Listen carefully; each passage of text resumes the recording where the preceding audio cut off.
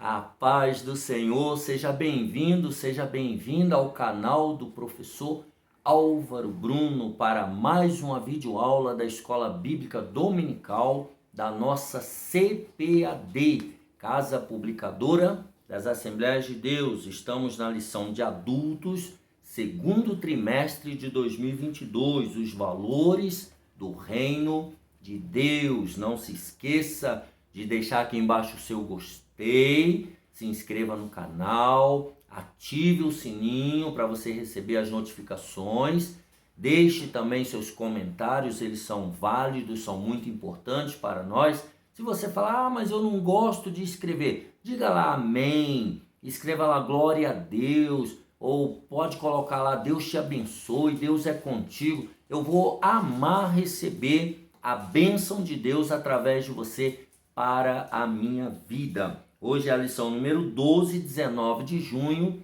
de 2022. Aqui está escrito 2021, mas nós estamos em 2022. Houve um errinho aqui de diagramação, de digitação. É 2022. Se a sua revista tiver 2021, conserte aí, 2022. A bondade de Deus em nos atender. Texto áudio. Se vós, pois, sendo maus, sabeis dar boas coisas aos vossos filhos, quanto mais o vosso Pai, que está nos céus, dará bem aos que lhe pedirem. Mateus 7 e 11. Verdade prática. Deus é um Pai amoroso, que concede aos seus filhos aquilo que realmente é bom para eles. A leitura bíblica em classe, Mateus 7, do versículo 7 ao 20. E eu passo a ler. Pedi e dar-se-vos-á, buscai e encontrareis, batei e abrir-se-vos-á, porque aquele que pede recebe, e o que busca encontra, e ao que bate se abre. E qual dentre vós é o homem que, pedindo-lhe pão o seu filho, lhe dará uma pedra? E pedindo-lhe peixe, lhe dará uma serpente? Se vós, pois, sendo maus, sabeis dar boas coisas aos vossos filhos, quanto mais vosso Pai que está nos céus dará bens aos que lhe pedirem? Portanto, tudo o que vós quereis que os homens vos façam, fazei-lo também vós, porque esta é a lei e os profetas. Entrai pela porta estreita, porque larga é a porta e espaçoso o caminho que conduz à perdição, e muitos são os que entram por ela. E porque estreita é a porta e apertado o caminho que leva à vida, e poucos há que a encontrem. Acautelai-vos, porém, dos falsos profetas, que vêm até vós vestidos como ovelhas, mas interiormente são lobos devoradores. Por seus frutos os conhecereis. Porventura, colhem-se uvas dos espinheiros ou figos dos abrolhos? Assim, toda árvore boa produz bons frutos, e toda árvore má produz frutos maus. Não pode a árvore boa dar maus frutos, nem a árvore má dar frutos bons. Toda árvore que não dá bom fruto, corta-se e lança-se no fogo. Portanto, pelos seus frutos os conhecereis. Os objetivos desta aula é, primeiro, compreender o significado da bondade de Deus. Segundo, conscientizar de que só existem dois caminhos. E terceiro, advertir contra a mentira dos falsos profetas. A palavra-chave dessa lição é bondade. Então essa é a senha dessa aula de hoje, bondade. Essa palavra ela vai permear toda a nossa aula. Então nessa lição aprenderemos que Deus é bom, e que Ele ouve as nossas petições, ouve as nossas orações, suprindo todas as nossas necessidades. Mateus 7,7, pedi e dar-se-vos-á, buscai e encontrareis, batei e abrir-se-vos-á. Veremos também que aqueles que entraram pela porta estreita conseguem viver segundo os preceitos de Deus propostos por Cristo no Sermão do Monte, né? O Senhor é bom e aqueles que têm uma vida de comunhão com Ele e procuram viver cheios do Espírito Santo, conforme Efésios 5,18, examinando a palavra, não serão jamais enganados pelos falsos profetas, que está, conforme a nossa leitura, no versículo 15. Acautelai-vos, porém, dos falsos profetas, que vêm até vós vestidos como ovelhas, mas interiormente são lobos devoradores, né? Por dentro eles são lobos. Então, se você viver cheio do Espírito Santo e examinar a palavra de Deus e ter comunhão com Deus, você não será enganado pelos falsos profetas. Vamos lá, tópico 1, a bondade de Deus. Subtópico, definição de bondade. O que é bondade nesse contexto em que estamos estudando? A palavra bondade é definida como qualidade ou caráter de bom. Então, é alguma coisa que tem a qualidade, né, ou o caráter de ser bom. Boa índole significa bondade, significa boa índole, bom caráter, benevolência, brandura e boa ação. Tá? Então, são o significado aqui de bondade. Filosoficamente, a bondade é descrita como sendo o princípio mais elevado da moral. Então, a bondade, de acordo com a filosofia, né, é o princípio mais elevado da moral. A moralidade que rege toda a humanidade. Todos os homens são regidos por moralidade. Então, o princípio filosófico maior da moral é a bondade. É isso que ele está dizendo. Na visão grega, a benignidade era vista como o mais sublime atributo. Assim, a bondade, no aspecto filosófico, é vista como um valor que é atribuído à ação de uma pessoa. Então, é dado um valor a alguma prática daquela pessoa. A bondade é um dos atributos de Deus, mas não do homem. E quando se fala de atributos, são atributos fixos. Faz parte do caráter de Deus ele ser bom. Assim como ele é onisciente, onipotente, onipresente, ele é bom. Deus, ele é sempre bom, conforme diz o nosso pastor Marco. Tá? Deus é sempre bom. Faz parte da natureza de Deus. Não existe maldade, não existe nada de mal no nosso Deus, no Pai, no Filho e no Espírito Santo. Tá? O apóstolo Paulo declarou, porque eu sei que em mim, isto é, na minha carne, ele está falando aqui da sua natureza humana, não habita bem algum. E com efeito, o querer está em mim, mas não consigo realizar o bem. Romanos 7,18. Então, a nossa natureza humana é uma natureza caída, pecaminosa.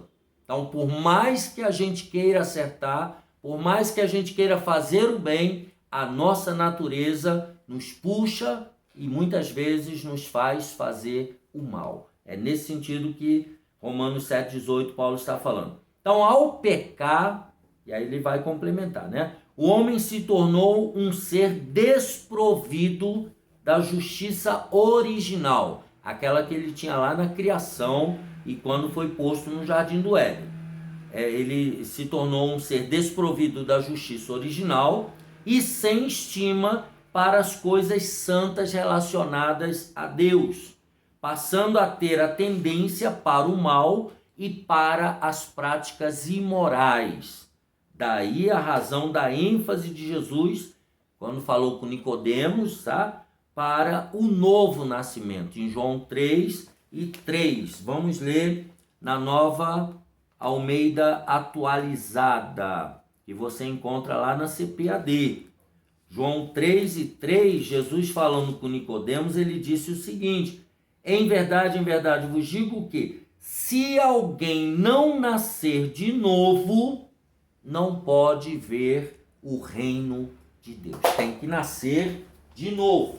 Se não nascer de novo da água e do Espírito, ele vai explicar mais para frente, não pode ver o reino de Deus. Então o ser humano precisa nascer de novo em Cristo Jesus. Somente entrando pela porta estreita, porque não dizer que essa porta é Jesus, tá? Temos que entrar através de Jesus, e pelo caminho apertado, que também é um tipo de Jesus, tá? Ele falou: eu sou o caminho, a verdade e a vida. Então nós temos que entrar pelo caminho apertado, né? Se nós não fizermos isso, somente fazendo isso, poderemos desfrutar da graça divina, da graça de Deus, do favor de Deus, e ter a natureza transformada para, de fato, fazermos o que é bom.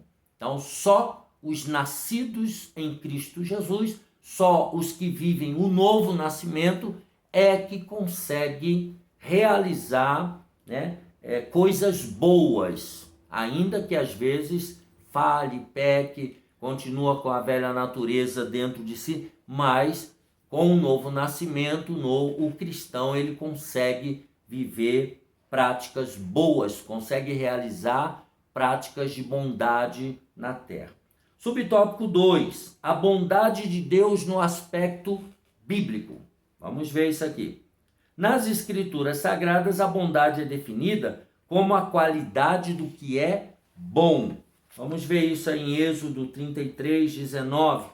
Eu não queria ler muito a Bíblia para a gente dar uma acelerada, mas é muito importante a gente ler referências, né? Êxodo 33 e 19. Acredito que são palavras de Moisés, né, que diz assim: o Senhor respondeu para Moisés. Moisés queria ver a glória de Deus, queria ver Deus, né? Deus falou: isso aí não dá não, isso é muito forte para você. Aí no versículo 19 ele fala: o Senhor respondeu: farei passar toda a minha bondade diante de você e lhe proclamarei o nome do Senhor. Terei misericórdia de quem eu tiver misericórdia e me compadecerei de quem eu me compadecer. Então veja que Deus está falando para Moisés: vou passar diante de você toda a minha bondade. A minha face você não vai ver, mas a minha bondade você vai ver. Ou seja, que Deus ele era bom, ele era a bondade e é a bondade em pessoa, né? Deus é bom por natureza. Por isso João disse que ele é amor. 1 João 4 e 8. Se você abrir aí a sua Bíblia, vou abrir aqui a Bíblia na linguagem de hoje, da nossa Sociedade Bíblica do Brasil, publicada aí também,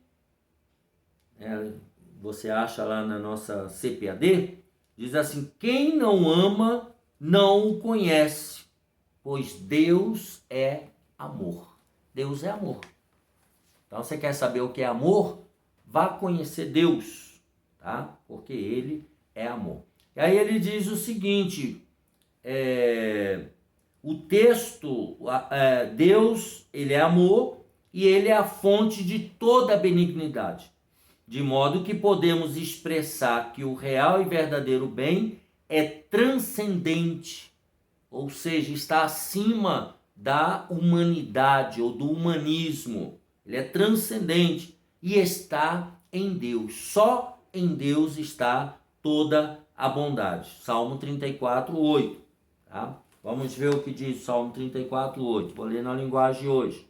Salmo 34 e 8. Eu confesso para você que eu não lembro de cabeça. Se fosse o pastor Gisel Gomes, ele já saberia de cor e salteado, né? Mas nós temos que abrir a Bíblia. Abra a sua Bíblia aí, por favor. 34, 8. Procure descobrir por você mesmo como o Senhor Deus é bom. Ou seja, faça uma pesquisa você mesmo. Procure pesquisar e você vai ver que Deus é bom. O texto de Mateus 19, do 16 ao 26, mostra a pergunta do jovem rico a respeito da vida eterna. Ele perguntou: bom mestre, que farei para conseguir a vida eterna? Então Jesus pergunta: por que você me chama bom? Segundo a Bíblia de aplicação pessoal, Jesus deixa claro ao jovem que a salvação não vem por meio das boas obras, se estas não forem acompanhadas pela fé e pelo amor a Deus. Então você vê no mundo hoje várias religiões, várias pessoas praticando atos de bondade, né? Mas elas não creem em Deus, elas não servem a Deus, elas não vivem uma vida de acordo com a palavra de Deus. Mas são pessoas boas, são pessoas que têm ONGs, são pessoas que distribuem comida para os pobres, são pessoas que praticam atos de amor, mas elas não creem em Deus, elas não fazem isso por amor que elas têm a Deus, elas são motivadas por si mesmas, né?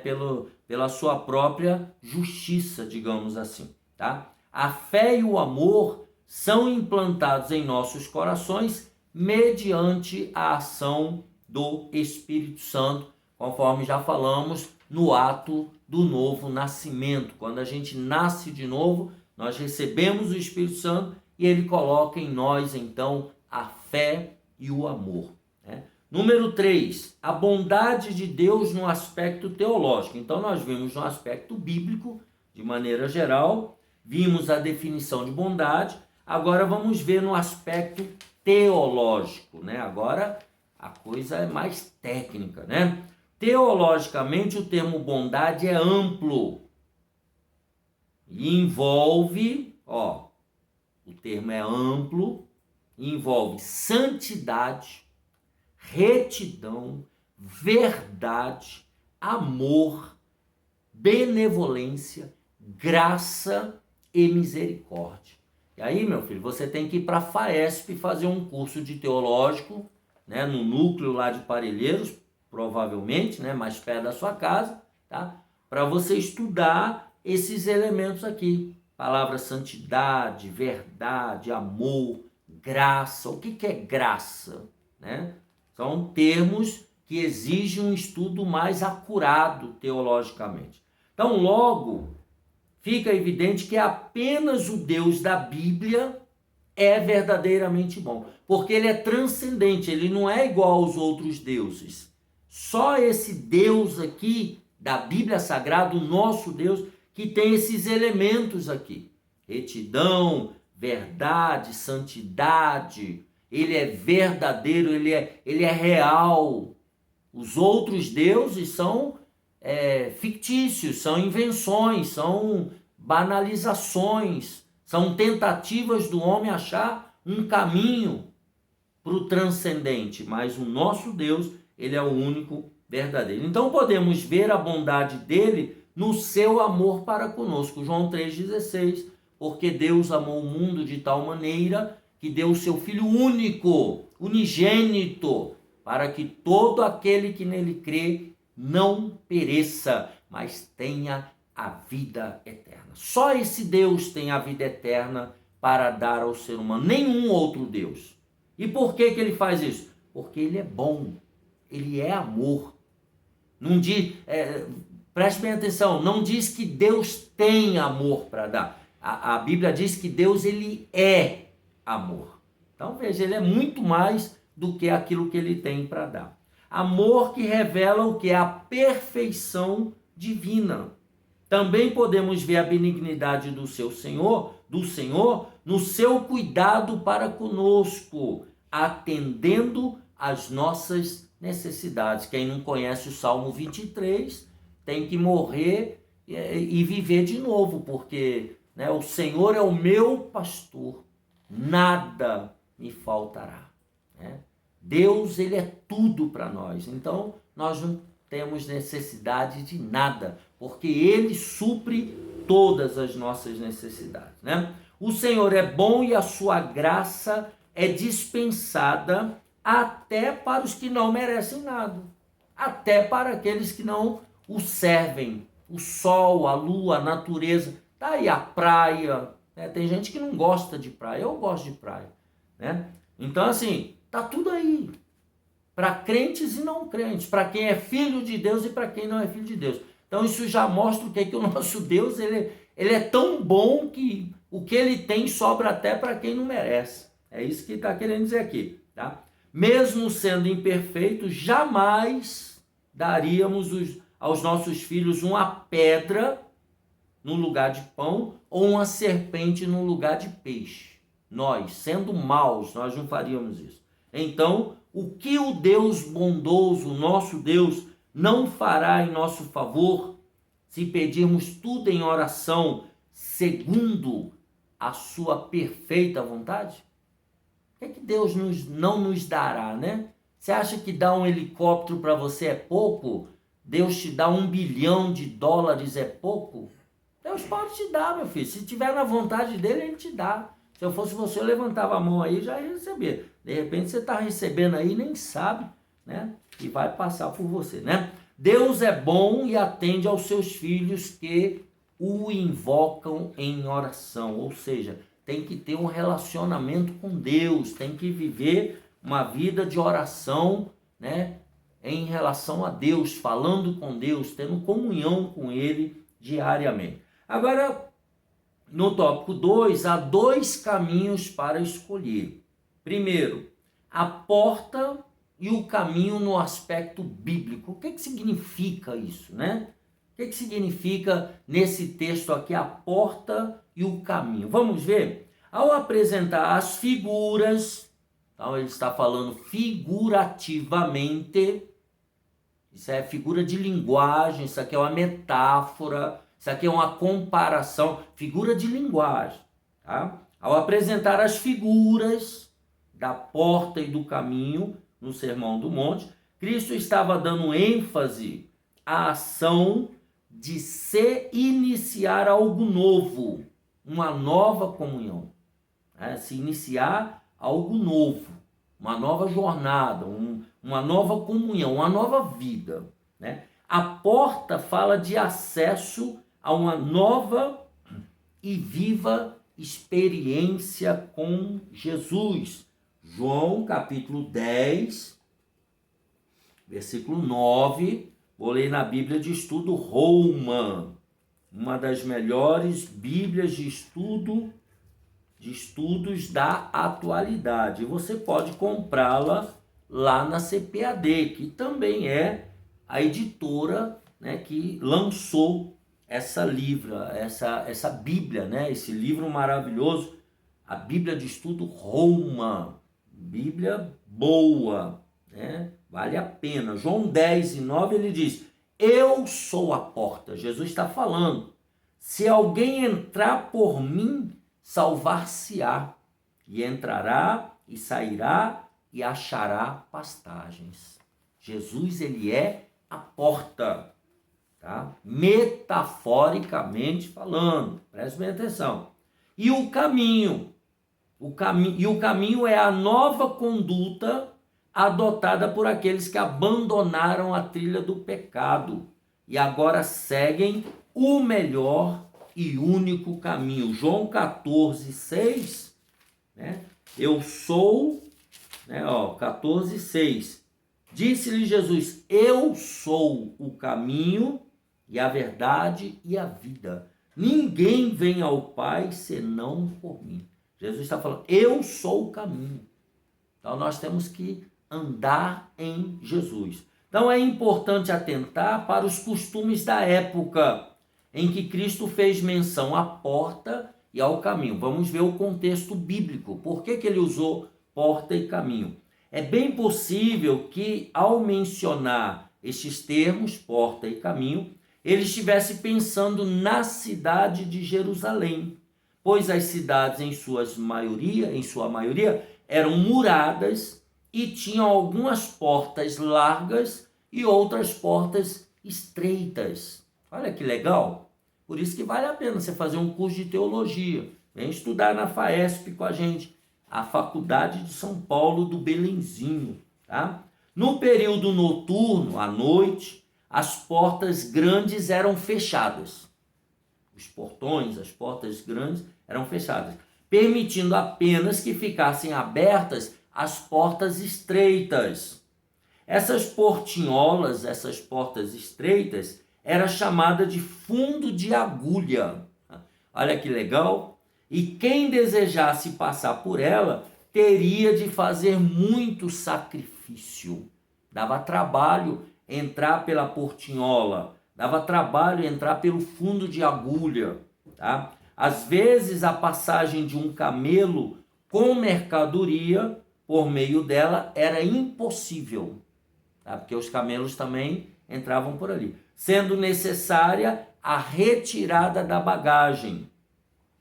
E ainda assim a pessoa teria que passar ajoelhada. Era uma portinha bem, difícil de passar. Foi nessa condição que Jesus afirmou que estreita é a porta e apertado o caminho que leva à vida, e poucos há que a encontrem. Mateus 7,14 da nossa leitura bíblica em classe. Então ele está dando um contexto aqui, segundo Flávio Joséfo, segundo os historiadores da época, o que era essa porta estreita, essa porta pequena, essa portinhola, que também levava o nome de fundo de agulha, que era um local difícil de passar. Até para o camelo tinha que ajoelhar, tinha que tirar a bagagem. E aí ele compara isso com o caminho que leva à vida eterna, o caminho que leva para o céu, a dificuldade que é para entrar no céu, para caminhar para o céu. É essa analogia que ele faz aqui nesse tópico, nesse subtópico 1 do tópico 2. Subtópico 2. O que as duas portas e os dois caminhos ilustram para nós? Acabei de já te dar um spoiler, Se o meu filho tivesse aqui, rapaz, você está dando spoiler. Eu já te dei um spoiler. Acabei de explicar a figura de linguagem aí, o que é. Mas vamos lá. Subtópico 2. A porta estreita é a que conduz à vida eterna. João 10, eu ainda estou lendo na Bíblia Roma. Espero que você já tenha aí a sua Bíblia Roma.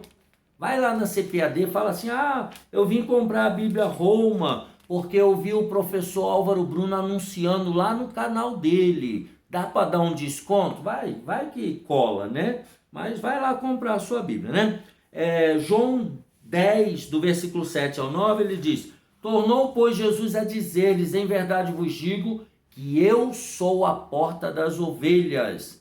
Todos quantos vieram antes de mim são ladrões e salteadores, mas as ovelhas não os ouviram.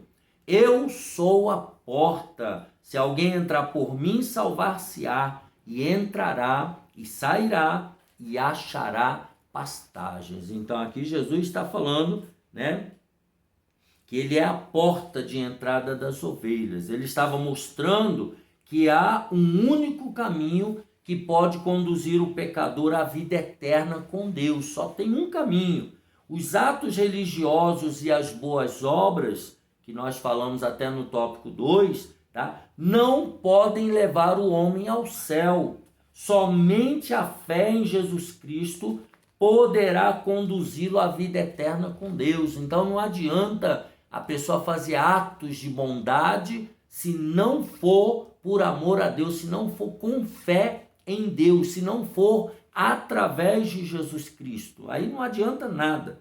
Certa vez Jesus declarou: porfiai por entrar pela porta estreita, porque eu vos digo que muitos procurarão entrar e não poderão. Lucas 13, 24. Isso se refere ao que eu acabei de falar. Se os atos de bondade não forem motivados pelo Deus bom, pela fé em Jesus de Nazaré, essa pessoa está perdendo o seu tempo. O verbo porfiar no grego significa esforçar-se com extremo zelo, com zelo extremo, empenhar-se em obter algo. Isso fala do desejo daqueles que querem andar no caminho estreito, que anelam ter um novo caráter e a vida eterna com Deus. Então, a pessoa tem que se esforçar. Tá? O verbo porfiar significa que você tem que lutar, você tem que fazer esforço, você tem que se empenhar para conseguir andar nesse caminho estreito para adquirir essa vida eterna com Deus. Subtópico 3, a escolha entre os dois caminhos. Tá? Nesse mundo só há dois caminhos a serem percorridos, o da vida e o da morte, como bem falou o profeta Jeremias. Vamos dar uma olhadinha lá? Jeremias 21, abra sua Bíblia Roma aí, né? Jeremias capítulo 21 e o versículo de número 8, citado aqui. Jeremias 21, estou na Bíblia Roma, Bíblia de Estudo Roma, Jeremias 21 e o versículo 8. E a este povo dirás, assim diz o Senhor, eis que ponho diante de vós o caminho da vida e o caminho da morte. Né?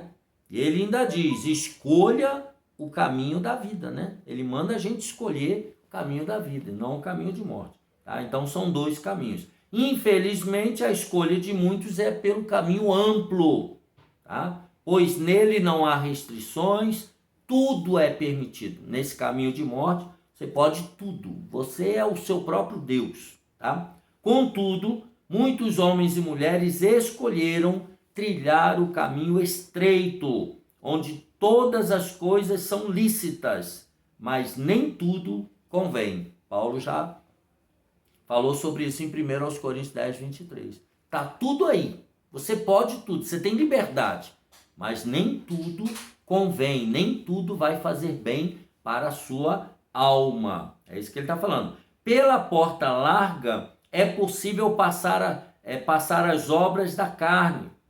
Você pode viver nas obras da carne no caminho largo. Prostituição, impureza, pelejas, inimizades e todo tipo de pecado. Contudo, o destino da porta larga e do caminho espaçoso é a eternidade sem Deus. Não adianta a pessoa querer fazer todas as obras da carne e ainda ir para o céu viver com Deus. Não. Você fez a sua escolha aqui. É que vai determinar para onde você vai. Ou vai ficar eternamente com Deus ou sem Deus. Porém, os que escolhem o caminho apertado, estreito, um dia vão morar no céu e serão como a luz da aurora e como luzeiros no firmamento. Provérbios 4:18, eu vou ler na linguagem de hoje. Esse versículo aqui vale a pena a gente dar uma olhadinha na linguagem de hoje, que também você encontra lá na CPAD, né? A Bíblia na linguagem de hoje. Provérbios 4:18. A estrada em que caminham as pessoas direitas é como a luz da aurora, que brilha cada vez mais até ser dia claro. Então vai iluminando, né? Você vai iluminando tudo com a sua vida de justiça, de bondade, tá bom? Vamos lá ao tópico número 3, a mentira dos falsos profetas. Olha os camaradas aí de novo. Primeiro, cuidado com as falsas aparências. Nós hoje vivemos num mundo muito visual, então é muito fácil a gente ser enganado. Na advertência de Cristo contra os falsos profetas, o mestre alerta a respeito da importância de estarmos sempre vigilantes, pois, além de perigosos e de seduzirem outros ao erro, os falsos profetas são lobos disfarçados de ovelhas. Sabemos que o lobo é o predador das ovelhas e que as ovelhas têm pouca capacidade para fazer a sua defesa. Então, as ovelhas, elas são inofensivas, elas não têm muita arma de defesa. Jesus fez menção aos falsos profetas logo depois do ensino a respeito dos dois caminhos, pois estes, com suas mentiras, os falsos profetas, acabam levando as pessoas para o caminho espaçoso que conduz à perdição. Então, muitas pessoas, elas estão naturalmente indo pelo caminho da perdição e aí se deparam com falsos profetas, falsos mestres, e aí eles levam mesmo para o caminho espaçoso. Então, o crente precisa ter todo cuidado e estar constantemente em oração, buscando discernimento espiritual, que é um dos dons do Espírito Santo que todo crente deveria pedir. Senhor, me dá discernimento espiritual, me dá o dom de discernir, tá?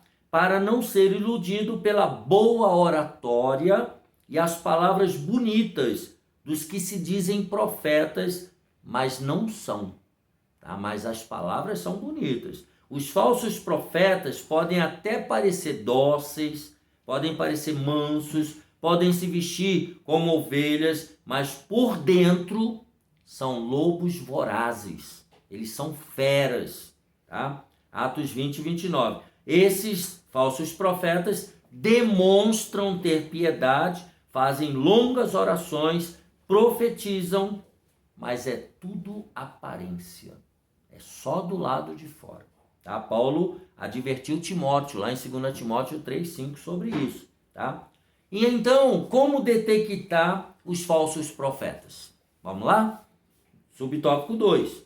De acordo com a Bíblia de Estudo de Aplicação Pessoal, podemos facilmente identificá-los porque, em seus ensinamentos, minimizam a Cristo e glorificam a si mesmo, ou seja, a fala deles não é cristocêntrica. A fala dos falsos profetas é egocêntrica. Tá? Eles falam deles mesmos, tudo é eles. Eles são os melhores e ele vai fazer, ele vai orar por você, vai fazer a oração forte, vai dar tudo certo. E é sempre ele. Tá? Ele nunca coloca Jesus em primeiro lugar. Também podemos identificá-los pelos frutos. Tá? Mateus 7,16. Tá? A árvore pode estar frondosa, com muitas folhas, oferecendo uma boa sombra, mas se ela não der bom fruto, ela será cortada. Mateus 7,19. Então, a imagem do fruto usada por Cristo se refere ao caráter e à conduta do profeta. Nós temos que observar se esse profeta ele tem caráter, se esse profeta tem um bom procedimento. Como é que é esse profeta?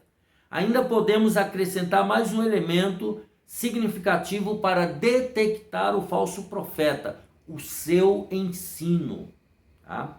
Se ele ensinar, aí vem a fala de Paulo a Timóteo, 1 Timóteo 6,3, alguma outra doutrina e que não se conforma com as sãs palavras de nosso Senhor Jesus Cristo, aí ele é soberbo, ele nada sabe e ele não deve ser reconhecido como profeta do Senhor. Sabe o que significa isso? Aqueles que pregam coisas que não está escrito na Bíblia. Aqueles que falam de coisas como se fosse bíblica, mas não está na Bíblia. Você vai conferir, não bate. Esse é o falso profeta, que tira coisas da própria cabeça para iludir o povo, para iludir as ovelhas. Cuidado. E por último, uma análise criteriosa. Tanto no Antigo quanto no Novo Testamento, vamos encontrar falsos profetas que se levantaram para tentar enganar os servos de Deus. Em geral, eles profetizavam somente aquilo que as pessoas desejavam ouvir e não se cansavam de dizer que foi o Senhor que disse. Eles estavam falando em nome de Deus.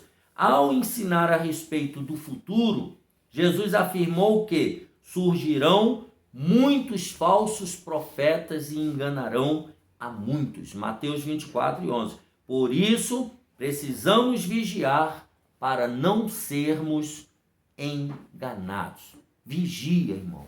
Cuidado com os falsos profetas. Então, resumindo, Jesus advertiu quanto às mentiras dos falsos profetas. Então, se alguém aparecer profetizando para você que você vai morrer, profetizando que Jesus volta amanhã, profetizando que vai dar tudo certo, irmãos, não tem mais o que melhorar, estamos no final dos tempos.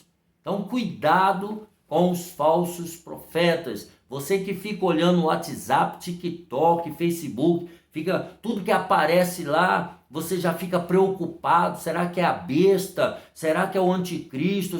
Irmão, vai ler a Bíblia.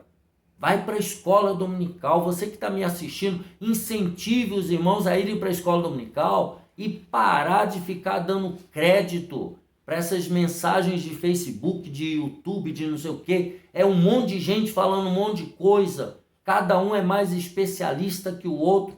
Muito fake news. Cuidado, irmãos. Vigia. Vai ler a Bíblia, vai orar, vai para a escola dominical aprender a palavra de Deus e lá faz uma roda de debate e discute os assuntos da Bíblia, aquilo que realmente está escrito na Bíblia. Que Deus te abençoe e te guarde. Terminamos a lição 12, 19 de junho de 2022. A bondade de Deus em nos atender. E a palavra-chave é bondade. Que Deus te abençoe e te guarde. Deixa aqui embaixo seu comentário. Não esqueça de dar o seu gostei. E até a próxima, se Deus quiser.